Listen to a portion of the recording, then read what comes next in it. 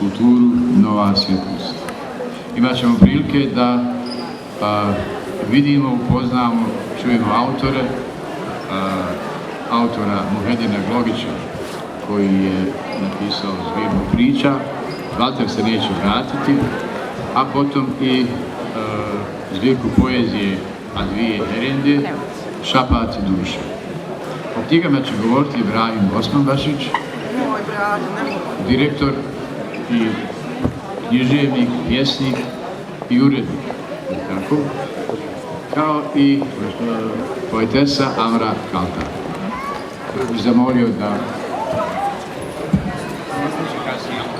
dajem riječ uredniku, književniku Ibrahimu Osmanbašiću.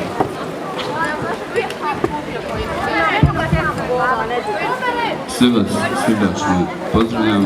Dakle, mi ćemo danas tokom predstavljanja promovisati dvije knjige u izdanju Udruženja za kulturu. Znači, na početku ćemo govoriti o knjizi priča Valter se neće vratiti Muhedina Glogića, koji nam dolazi iz Čikaga, iz Amerike. U drugom dijelu, znači, imat ćemo promociju nove knjige A dvije herenda, Šapat duše. Dakle, Udruženje za kulturu Nova svjetlost već 20 godina radi na promociji pisane riječi. Mi nastojimo da povezujemo ljude, da pravimo mostove između pjesnika, između pisaca, između svih onih kojima knjiga nešto znači. I tako nakon 20 godina sazrela je jedna ideja da se u stvari napravi jedan most ovdje u Sarajevu, most pjesnika koji će okupljati pjesnike bar našeg regiona, da ne kažem čitavog svijeta. I to je to nastojanje, to je to ta dobra želja i volja svih pisaca da se uvezujemo, da se družimo putem knjige. Muhedine, evo ti si nam preletio okean i došao ovdje da nas malo obraduješ sa svojim radovima i recimo kako se osjećaš ovdje u Sarajevu? Odlično se osjećam u Sarajevu, ja sam u Sarajevu zadnjih 20 godina živim u Čikagu i prije svega htio bih da se zahvalim kulturnom udruženju Nova svjetlost što mi je dala priliku da objavim ovu knjigu, a istovremeno da se obratim svim koji su ovdje prisutni, koji su izrazili interes za moju knjigu. Recimo samo malo o knjizi, ovdje je zaista jedna vrlo interesantna knjiga, da kažem na neki način i provokativnog naslova Valter se neće vratiti. Šta si ti u stvari ti da kažeš sa ovim naslovom Valter se neće vratiti? Mi bi volili da se vrati on, da malo sredi ovu situaciju. Pa ja mislim da nema potrebe da se vraća, mi imamo dovoljno snage, energije. Mi imamo više dovoljno snage i energije da sami rješavamo svoje probleme. Iritiran sloganom koji je već uobičajen, vraća se Valter kao on će riješiti naše probleme. Ja sam napisao priču Valter se neće vratiti kao ja nakon smrti srećem Valtera na onom drugom svijetu i sada mi razgovaramo o situaciji u Sarajevu i svemu tome. Da. I na kraju on kaže ne, Valter se neće vratiti. Mislim da je bolje za kraj da možda i pročitam jedan taj zadnji pasus koji bi bolje osvijetlio šta sam htio reći. Pa u stvari on svojim konstatacijom da se neće vratiti, da slijedi ovdje situaciju, u stvari šalje nam jednu poruku da mi sami moramo u stvari riješiti u situaciju. Ma naravno, poruka je potpuno jasna. Dobro. Preuzmite svoju sudbinu u svoje ruke. Da. Ovako, znači, Muhedin Glogić već duže vremena bavi se pisanjem. On je već objavio jednu knjigu Čekajući srce. Znači, to je vrlo specifična tema i da je preporučujem naravno da je pročitate da bi shvatili u stvari ličnost autora, što je isto neophodno za razumijevanje njegovog djela. U ovoj drugoj knjizi, zbirci priča, on već pokazuje određenu zrelost, nastoji nešto da uradi po pitanju spajanja i povezivanja tradicionalnog proznog izražaja, da njegove priče koje su zasnovane većinom na istinitim događajima dobiju neku savremenost, da dobiju nešto što bi ukazalo da se književni izražaj sa ovih prostora nadograđuje, da ide dalje, da traži nove izražajne forme. Tako da imamo, recimo, njegovih priča koje su primjećene na nekim konkursima i njegove priče su već i objavljene u nekim zbirkama. O čemu je tu riječ da nas upozna Nala Muhedine sa širom promocijom tvojih priča? Zbirka priča Valter se neće vratiti podijeljena je na 4 poglavlja koja su vremenski podijeljena. Znači, predratno vrijeme, ratno vrijeme, poslijeratno vrijeme. Počinje pričom Ajši Han, kao jednom mladom čovjeku koji putuje za Bosnu, za Sarajevo. Zatim imamo nekoliko priča iz bosansko-hercegovačke prijeratne svakodnevnice koje su onako više zabavnog karaktera. A onda dolazi priče koje su u ratnom periodu. Tu bih možda odvojio priču Ne nosi zastavu Dragane Vekiću, koja je posvećena heroju odbrane Sarajeva, Draganu Vekiću naravno, ali i osim toga poruka ove priče. Prvo, sve priče su napisane čistim narodnim jezikom, rekao bih njegovanim narodnim jezikom, što ja smatram vrhuncem pismenog izražavanja.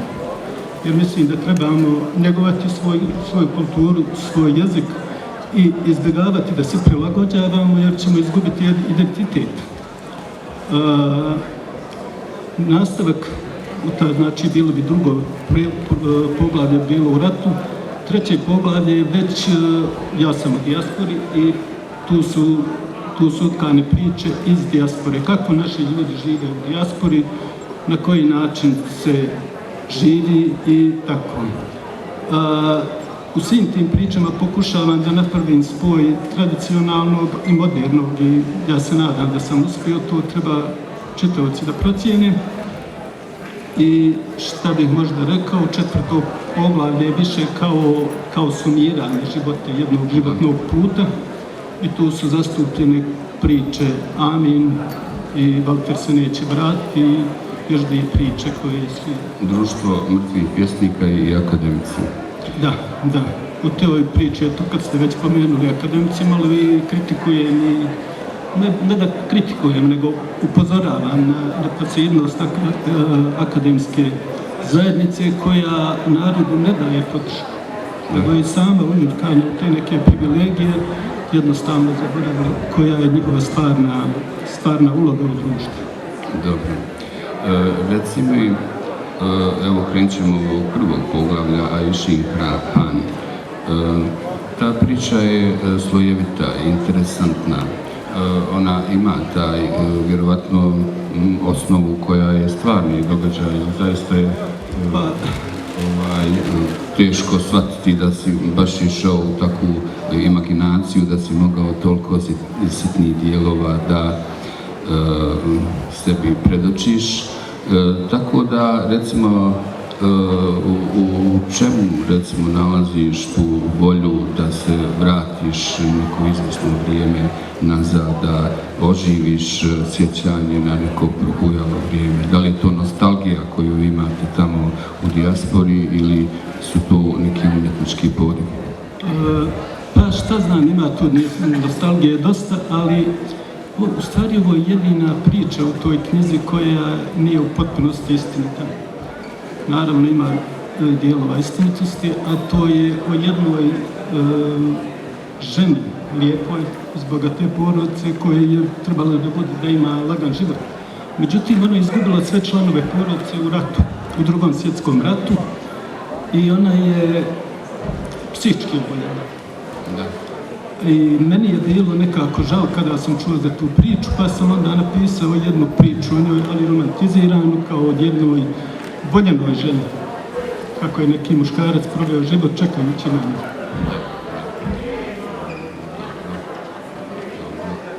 Reci mi sada, znači to je u ovom prvom poglavlju, otprilike, reci mi u ovoj priči amanet. Amanet je teška riječ, duboka.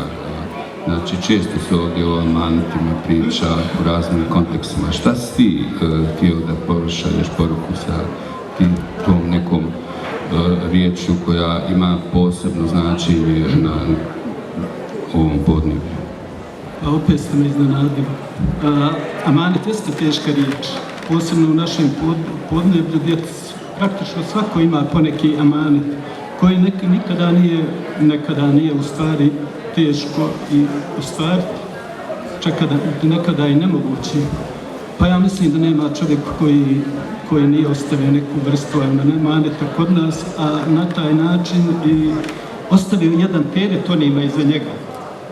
Onima kojima su trebali da ostvare taj amanet, a nisu mogli. Oprostite, tako ja bih savjetovao da se ne ostavljaju baš amaneti, nego ono, kao što kažem to i u priči, u redu je da se ostavi amanet tamo gdje ćeš se ukopati, ali ako si ostavio novac za to. Da.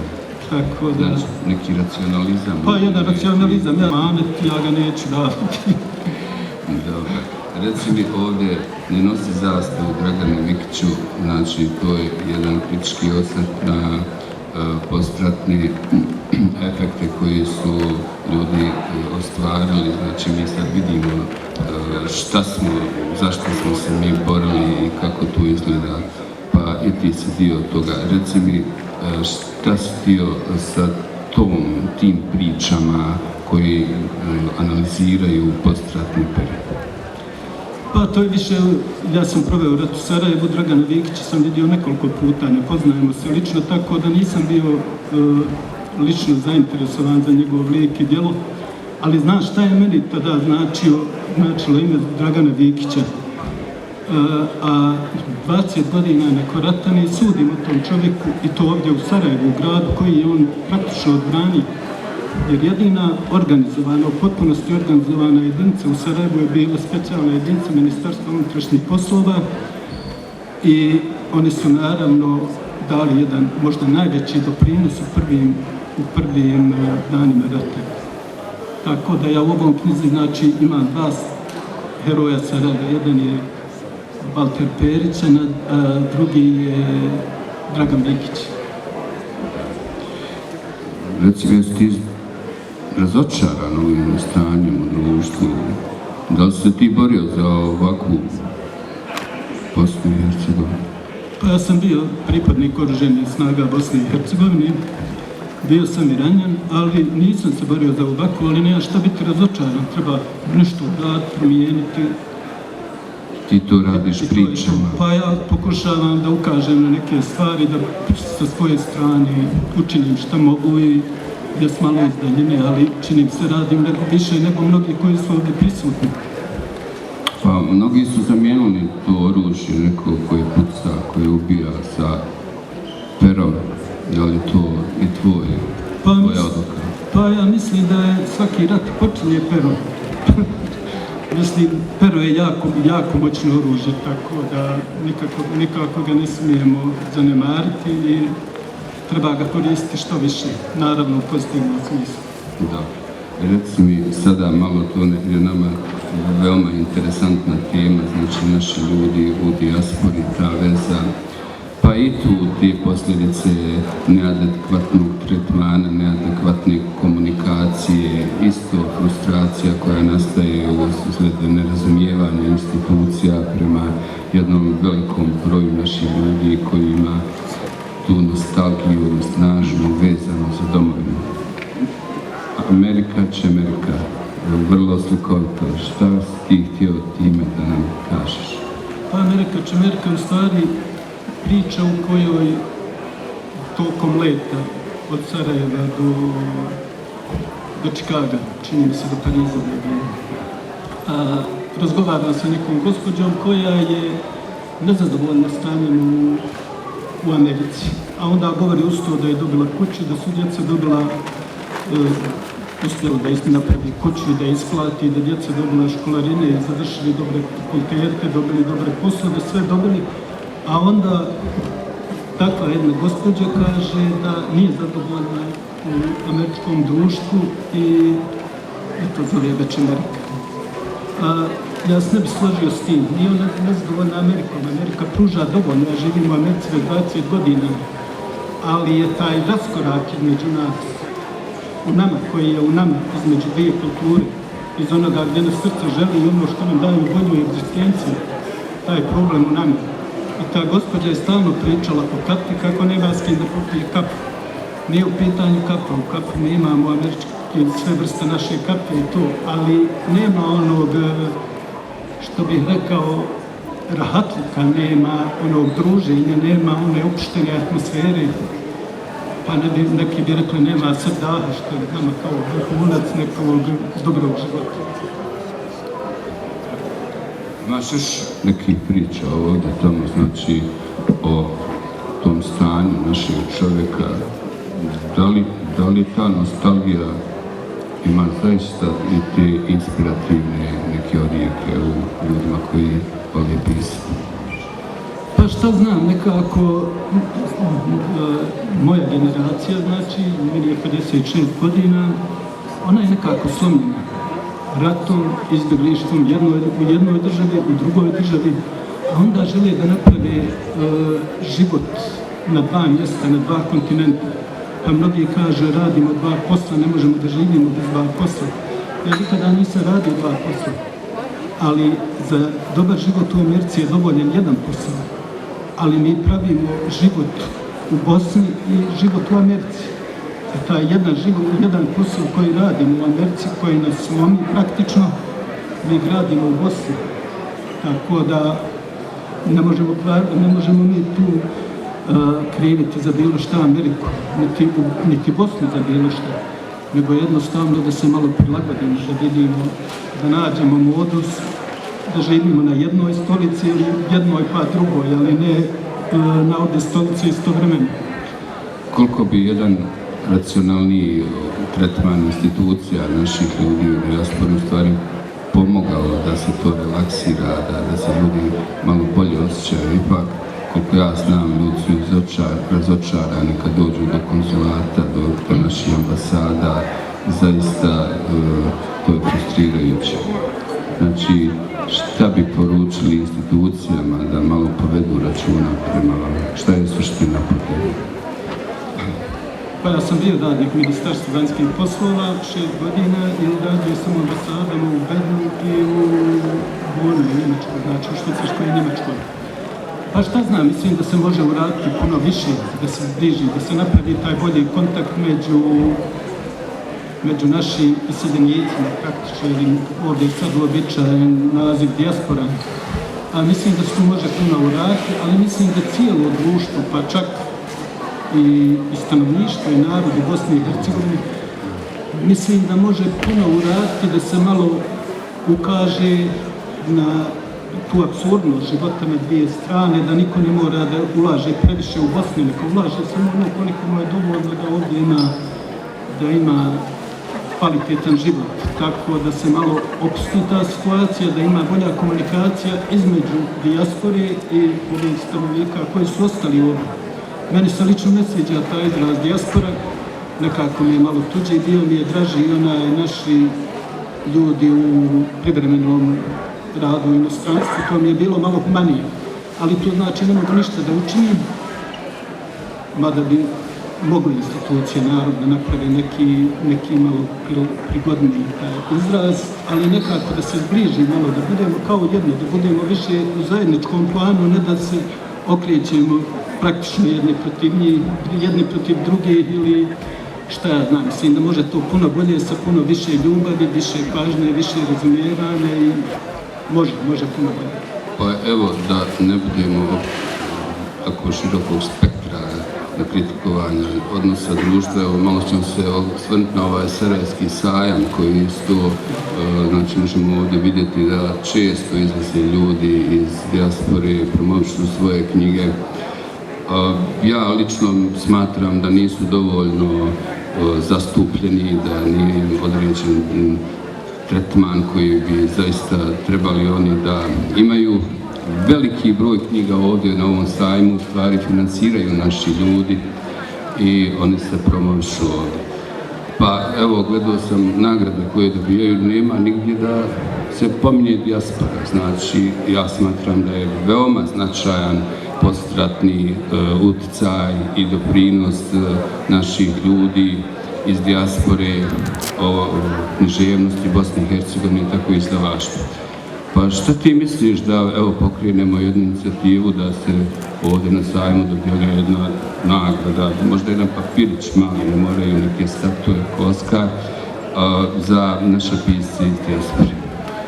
Pa mislim da bi to bilo korisno i da se nekako komunikacija sa dijasporom ostvari bolje. To naravno mogu da budu bolja komunikacija sa udruženjima naših građana u inostranstvu.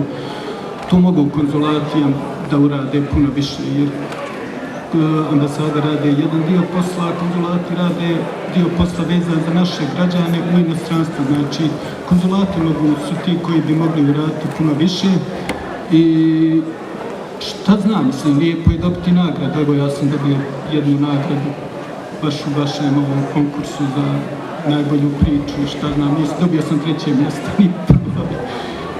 Ali mislim da može i tako da bude nagrada za dijasporu, za različite kategorije, mislim, ali jedna naravno koja bi obuhvatala sve te i da bi imali nekog apsolutnog pobjednika.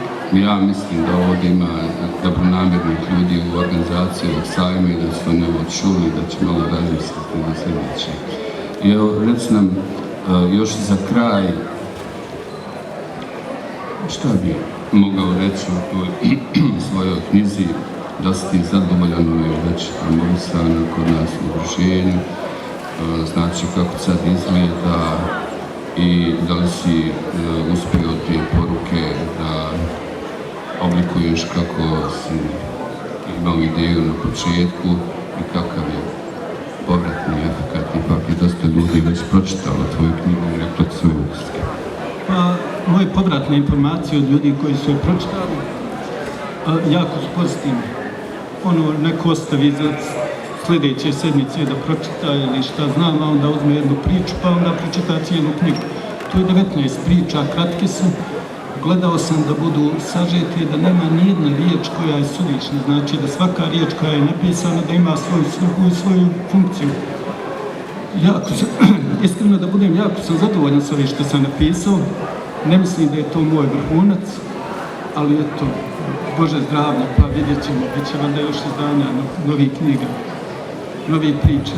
Evo, ja ti želim sve najbolje, nadam se da će uskoro doći knjige nove od tebe, zaista se osjeća potencijal u tvojom pisanju, da imaš dosta to ušao u jednu strukturu našeg književnog izražaja i očekujem zaista nove i priče i prozna djela od tebe koje će biti interesantne, a ti nam evo za kraj neku završnu riječ.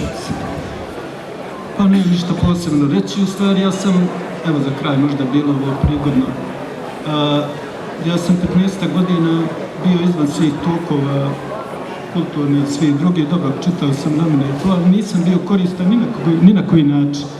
Pa sam čak i u predgovoru ove priče napisao kao, evo mogu to pročitati, kaže riječ autore, reče mi jedan čovjek, kako mu je jedan drugi čovjek rekao da sam ja fini gospodin intelektualac. I ranije bi tu i tamo desilo da me neko pohvali, pa ne bih ni obratio pažnju da me ono intelektualac ne baci u razmišljanje. Ne bi mi jasno da li se čovjek neukusno nasralio sa mnom. Iskustvo me je upozoravalo na oprez. Biće da me je taj čovjek loše precijenio, odgovorit nakon duže pauze. Intelektualcem se može smatrati osobama sa utjecajem na društvena zbeganja, aktivan učesnik u društvenom životu, društveno korisna osoba. a ja sam ipak koristan samo sebi, a najčešće ni to. Živim izvan zbivanja u sjeni, niti šta govorim, niti šta pišem. Sagovornik me prekida nestrpljivo odmaćujući rukom, nagnuo se preko stola, ispruži ruke prema meni i okranjivši dlanove prema gore, kao da mi daje neki nevidljivi dar, pa procijedi kroz zub. Pa piši. Evo piši. Hvala vam.